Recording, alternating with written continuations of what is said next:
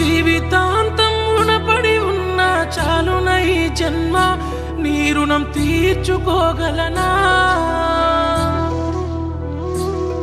నా భవిష్యత్తు కోసం